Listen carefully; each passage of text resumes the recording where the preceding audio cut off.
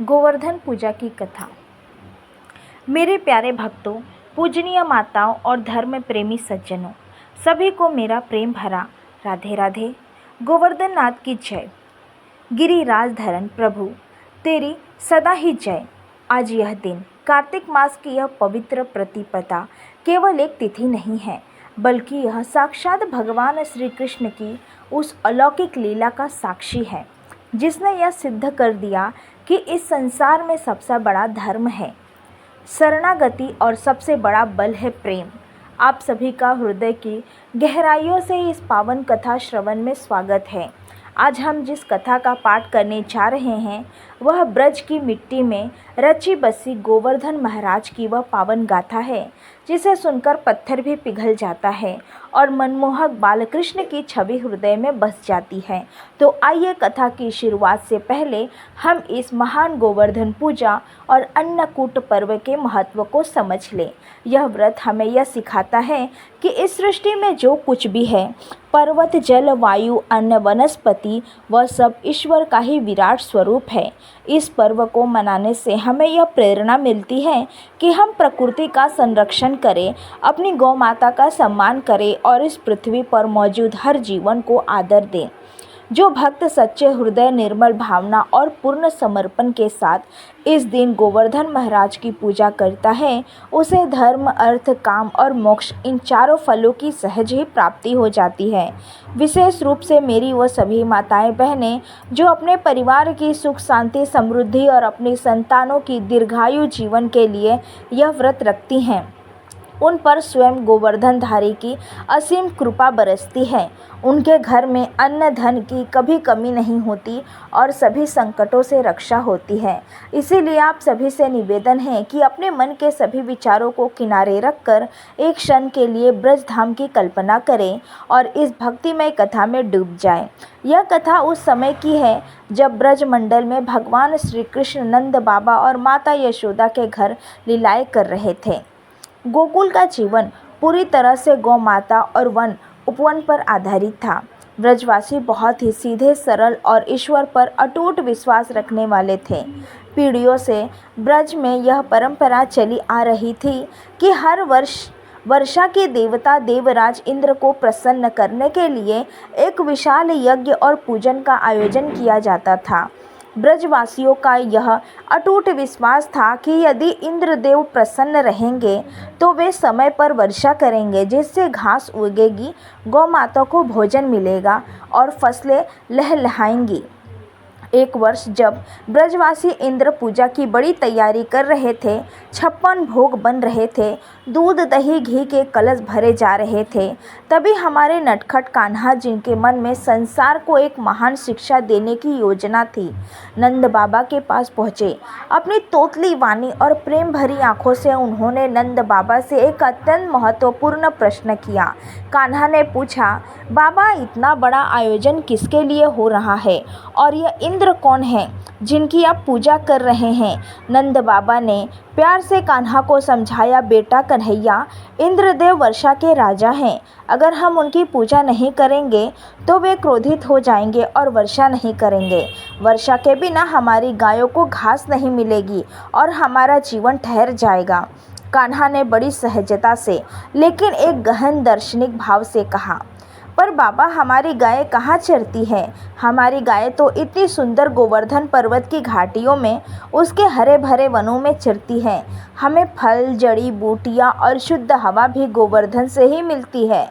अगर हमें किसी की पूजा करनी है तो हमें उस गोवर्धन पर्वत की पूजा करनी चाहिए जो साक्षात प्रकृति का रूप है और जिसने हमारे जीवन को आधार दिया है। और वर्षा, वो तो प्रभु की बनाई हुई प्रकृति का नियम है। इंद्र केवल एक सेवक है। कान्हा की यह बात सुनकर सभी ब्रजवासी पहले तो आश्चर्यचकित हुए, फिर सोचने पर मजबूर हो गए। बाल गोपाल की बात में इतना सत्य, इतना सार था कि कोई उसे काट नहीं सका। नंद बाबा ने भी महसूस किया कि उनका लाल सही कह रहा है। कृष्ण के समझाने पर ब्रजवासियों ने मिलकर यह निश्चय किया कि अब वे वर्षा पुरानी इंद्र पूजा की परंपरा को छोड़कर गोवर्धन पूजा की पूजा करेंगे। फिर क्या था, ब्रजवासियों ने इंद्र के यज्ञ का सारा सामान एकत्रित किया और उसे गोवर्धन पर्वत की परिक्रमा में समर्पित कर दिया। उन्होंने गोवर्धन पर्वत को 56 भोग अर्पित किए, गौ माता की पूजा की और कृष्ण की आज्ञा के अनुसार पूरी भक्ति के साथ पर्वत की परिक्रमा की। श्री कृष्ण ने स्वयं गोवर्धन पर्वत पर प्रकट होकर एक विशाल रूप में उन सभी भोगों को स्वीकार किया और ब्रजवासियों को आशीर्वाद दिया। इस अद्भुत दृश्य को देखकर ब्रजवासी खुशी से झूम उठे। परंतु स्वर्ग में इंद्र ने जब देखा कि ब्रज में उनकी पूजा नहीं हो रही है और उनका वर्षा का मान सम्मान एक ग्वाल बाल के कहने पर एक पर्वत को दिया जा रहा है, तो उनका अहंकार और क्रोध 7वें आसमान पर पहुंच गया। उन्हें लगा कि ब्रजवासियों ने उनका घोर अपमान किया है और इस अपमान का दंड उन्हें मिलना ही चाहिए। अहंकार में डूबे इंद्र ने तुरंत ब्रजमंडल को सबक सिखाने का निश्चय किया। इंद्र का क्रोध इतना भयानक था कि उन्होंने अपने सबसे विनाशकारी मेघों समतर्क बादलों को आदेश दिया कि वे ब्रज पर ऐसी भयंकर मूसलाधार वर्षा करें कि पूरा गोकुल ही जलमग्न हो जाए और कोई भी प्राणी जीवित न बचे। उनकी आज्ञा पाते ही पलक झपकते ही आसमान में काले घने डरावने बादल छा गए। बिजली इतनी जोर से कड़कने लगी कि धरती कांप उठी और कुछ ही क्षणों में जल की वह प्रलय शुरू हुई जिसकी कल्पना भी ब्रजवासियों ने कभी नहीं की थी। ऐसा प्रतीत हो रहा था मानो आकाश फट गया हो। चारों ओर हाहाकार मच गया। जल स्तर तेजी से बढ़ने लगा और हवा का वेग इतना प्रचंड था कि बड़े बड़े पेड़ उखड़ गए। उस भयंकर आपदा में गौ माताएं भय से भाने लगी, ग्वाल बाल और गोपियां कांपने लगे और घरों में पानी भरने लगा। ब्रजवासियों को लगा कि अब उनका अंत निश्चित है। भयभीत होकर सभी ब्रजवासी नंद बाबा, यशोदा मैया और सभी ग्वाल बाल सीधे कृष्ण के पास दौड़े। उनकी आंखों में आंसू थे और वे कांपते हुए बोले, कन्हैया, तुमने ही इंद्र की पूजा रुकवाई थी और देखो इंद्र ने क्रोधित होकर हम पर कैसा विनाश बरसा दिया है। अब हमारी और हमारी गौ की रक्षा कौन करेगा? हमारा सर्वनाश निश्चित है। बाल गोपाल, चारों ओर केवल रोने चिल्लाने की आवाज़ें थी। ऐसा समय में हमारे प्यारे कन्हैया ने अपनी मधुर शांत मुस्कान के साथ सभी को ढाढ़स बंधाया। उन्होंने कहा, भयभीत मत होइए। आप सबने जिस गोवर्धन पर्वत की पूजा की है वह आपको अवश्य बचाएगा। चिंता न करें, जिसका रक्षक स्वयं ईश्वर हो उसका बाल भी बांका नहीं हो सकता।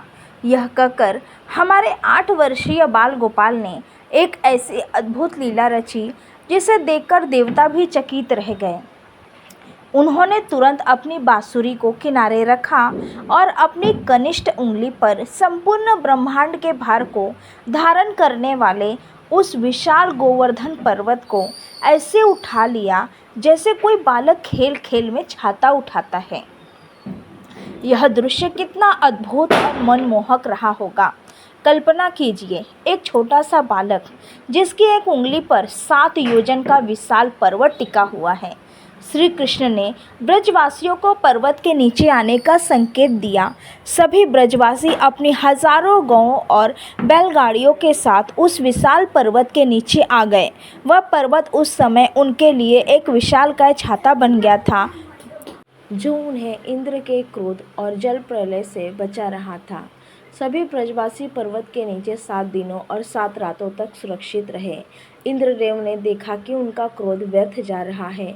उन्होंने लगातार 7 दिनों तक अपनी पूरी शक्ति से वर्षा की, परंतु पर्वत के नीचे खड़े ब्रजवासियों पर पानी की एक बूंद भी नहीं गिरी। अंत में उनका अहंकार चूर चूर हो गया।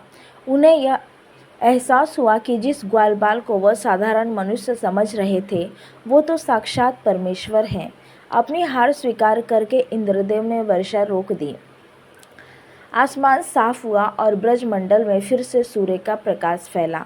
जब सब कुछ शांत हो गया तब हमारे प्यारे कन्हैया ने धीरे से गोवर्धन पर्वत को वापस उसकी जगह पर रख दिया। इंद्रदेव स्वयं गोलोक से आए और प्रभु श्री कृष्ण के चरणों में गिरकर क्षमा याचना की। उन्होंने श्री कृष्ण को गोविंद अर्थात गायों का रक्षक और गोपेंद्र अर्थात गोपों के राजा कहकर उनका गुणगान किया। तब से यह पर्व हमें यह सिखाता है कि जब भक्त सच्चे हृदय से भगवान के शरण में आता है तो भगवान अपने भक्त की रक्षा के लिए किसी भी हद तक जा सकते हैं। अब हम इस महान व्रत की पूजा विधि और इसके फल पर चर्चा करते हैं। गोवर्धन पूजा के दिन प्रातः काल उठकर स्नान आदि से निवृत्त हो। इस दिन गाय के गोबर से घर के आंगन में गोवर्धन पर्वत की सुंदर आकृति बनाई जाती है। इस आकृति को विभिन्न प्रकार के अन्न, फल, फूल, खील, बतासे और दीपक से सजाया जाता है। अन्नकूट पर्व होने के कारण इस दिन विभिन्न प्रकार के व्यंजन, मिष्ठान और पकवान 56 भोग बनाए जाते हैं और गोवर्धन महाराज को श्रद्धापूर्वक अर्पित किए जाते हैं। शाम के समय परिवार के सभी सदस्य मिलकर विधिवत पूजा करते हैं, कथा सुनते हैं और गोवर्धन महाराज की परिक्रमा करते हैं। परिक्रमा के समय गोवर्धन महाराज अपने सिर पर मुकुट धारण करके बैठे हैं। हमारी सभी मनोकामनाएं पूरी करें, इस भावना के साथ चलना चाहिए। इस पूजा से व्यक्ति को अलौकिक सुख, समृद्धि और पारिवारिक एकता का फल प्राप्त होता है। गोवर्धन महाराज, जिनका स्वयं श्री कृष्ण ने पूजन करवाया, उनकी कृपा आपके जीवन के सभी कष्ट दूर हो जाते हैं और आपके घर में प्रेम तथा भक्ति का वास होता है। इसीलिए है मेरी प्यारी माताओं, बहनों और सभी भक्तों, इस कथा को हृदय में धारण करें और प्रभु के चरणों में अपनी भक्ति समर्पित करें।